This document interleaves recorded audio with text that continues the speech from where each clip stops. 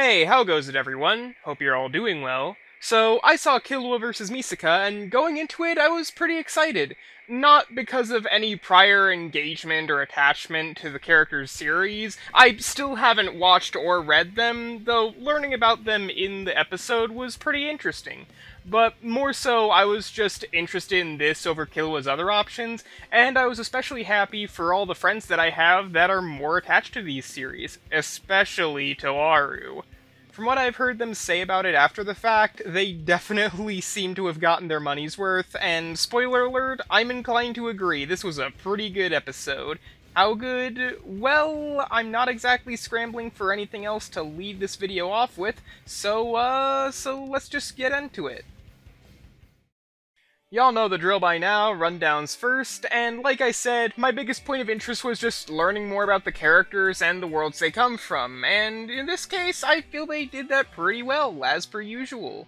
At first, I wasn't quite sure what to make of them going into the abilities section so soon, but the more I thought about it, the more I felt it worked well with the character and story stuff, rather than against it.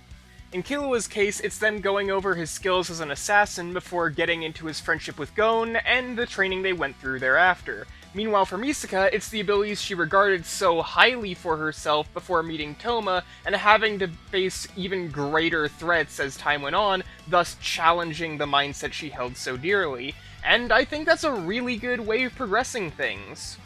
I also really like the cutaways here, and the ways Wiz gets to go into the complexities of Nen and the scientific aspects of Index. Sure, Boomstick shuts him down, but at the same time, it's just nice to see Wiz getting to go all in on something he's passionate about.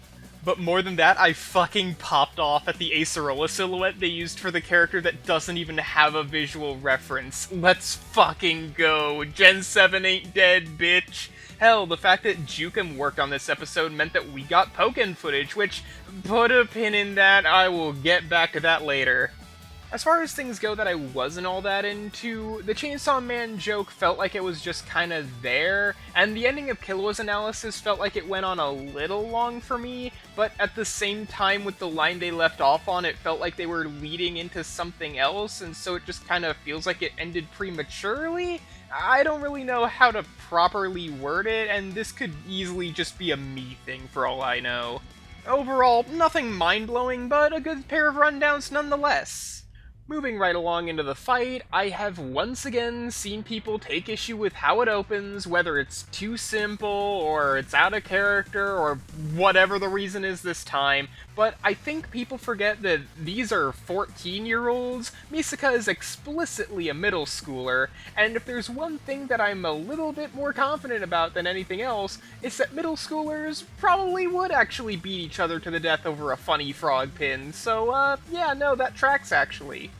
In any case, Misaka leads with her railgun, which, surprising choice, but okay, and I like how Killua doesn't no-sell it. I mean, he catches the coin and doesn't look any worse for wear, but he's still pushed back by it, and I like how this is an immediate show of Misaka's superiority in power, without just fucking blowing Killua's head off or some shit.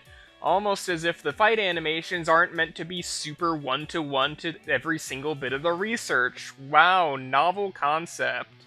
Killua gets his own first attack in, and gotta say, Misaka getting knocked back feels pretty floaty for me.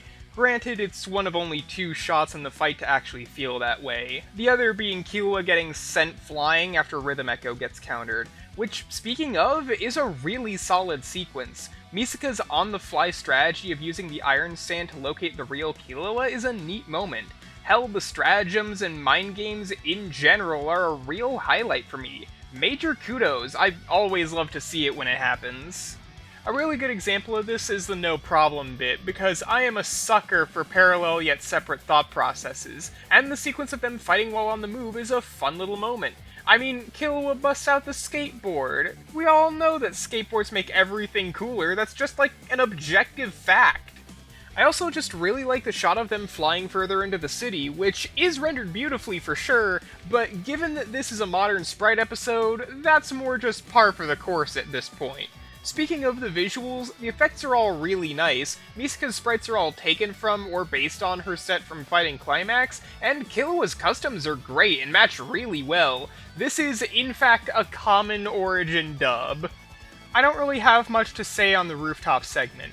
It's neat, the tornado looks cool, Killua breaks out the yo-yos, but more than anything, it's just a good segue for what comes after.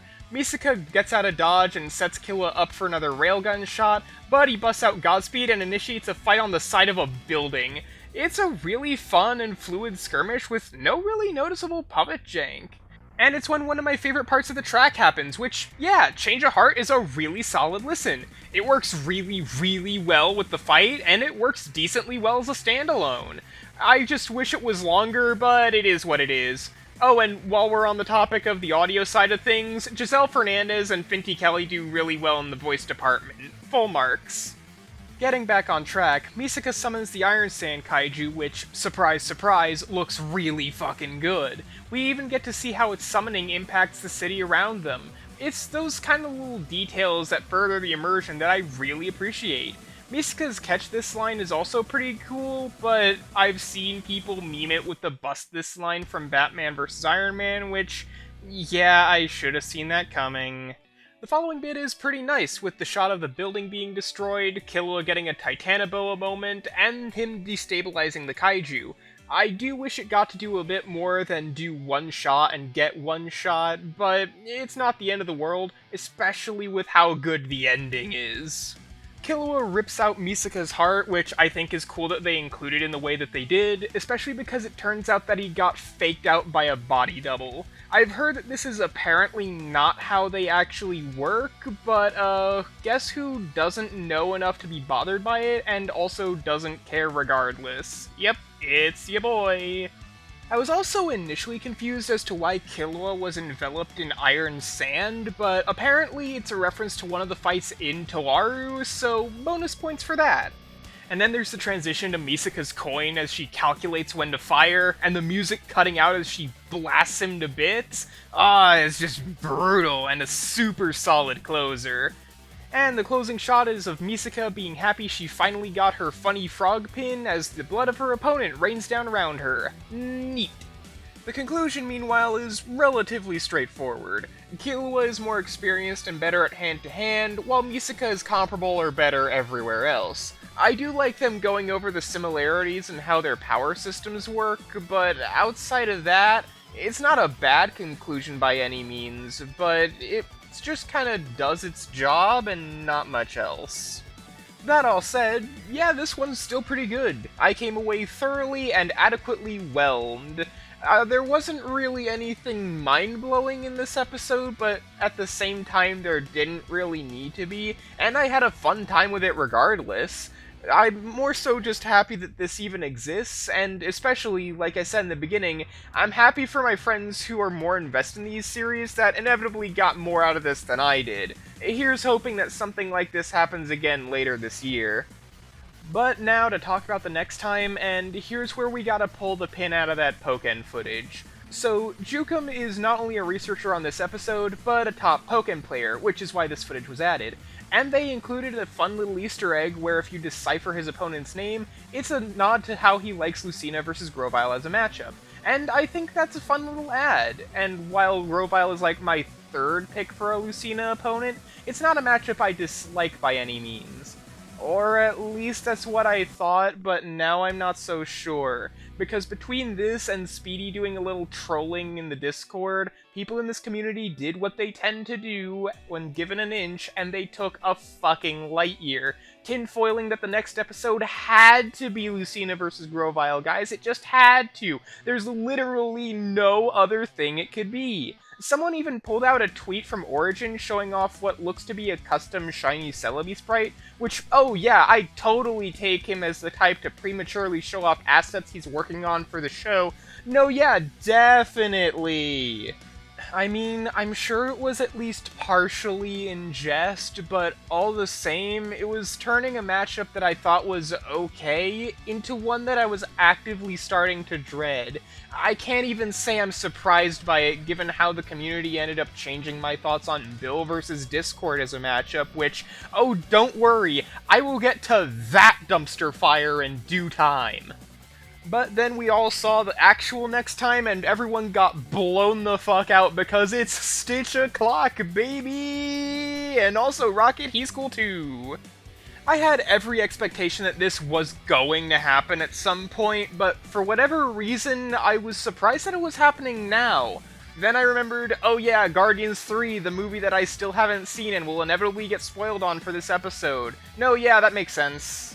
I'm really looking forward to this episode. I have every confidence that it's going to be a ton of fun, and it's going to be surreal just hearing them talk about Lilo and Stitch. I adore the first movie, and while I haven't seen any of the others, I have seen the TV show as a kid, and I remember liking it really well. And like I said, Rocket is really cool too. He's my favorite of the Guardians, and it's surprising to me that we're just now getting one of them on the show, finally. Also, this has all the makings for a really heartbreaking ending regardless of who wins, which, yeah, I'm surprised to say that I don't know who to bet on this time around. There's a decent debate surrounding this matchup, if the cast episode alone is any indication, and it leads me to a result where I don't actually know who wins. I'm going to be definitely rooting for Stitch, but I wouldn't be against a Rocket win in any capacity. Anyway, yeah, woo! Summer fun time with a couple of silly little guys. Can't wait. So, yeah, that's that, folks. If you made it this far, thanks a million, as usual. Feel free to do all the funny little engagement things if you want, and hopefully I will see you for the next video. Stay safe out there, and have a good one!